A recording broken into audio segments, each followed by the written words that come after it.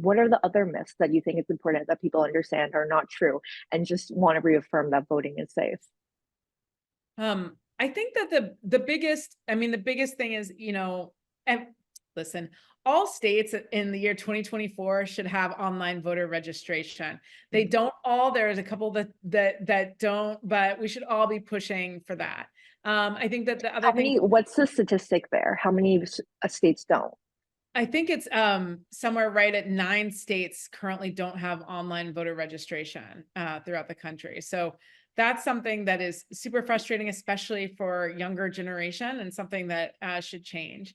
We want to see rules like automatic voter registration and become instituted all throughout the country. When we would like to see an expansion again in early voting. There's a myth that somehow early voting causes a problem in the election. I don't even know exactly what people are saying there or thinking, but the more opportunity people have to make a plan in their day, everyone's busy, everyone's working really hard. If you have a couple of weeks to get your vote in, we know that there's going to be more participation. I think the biggest thing for everyone out there to remember is that all of these laws, some of them seem benign. Some of them seem, I think the biggest myth is that these laws are out there to serve voters.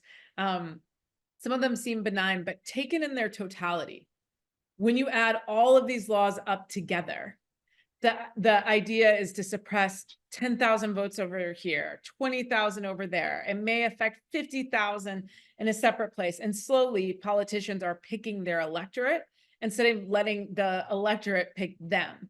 And that's where we see a problem with all of this at vote.org. So really getting to the spirit of the intentionality behind the laws, and knowing that they're really targeted specifically towards younger people. They disproportionately affect communities of color, but they're affecting us all because the election processes themselves are under attack. And I think that those are the biggest things that people need to understand as they go into this election cycle.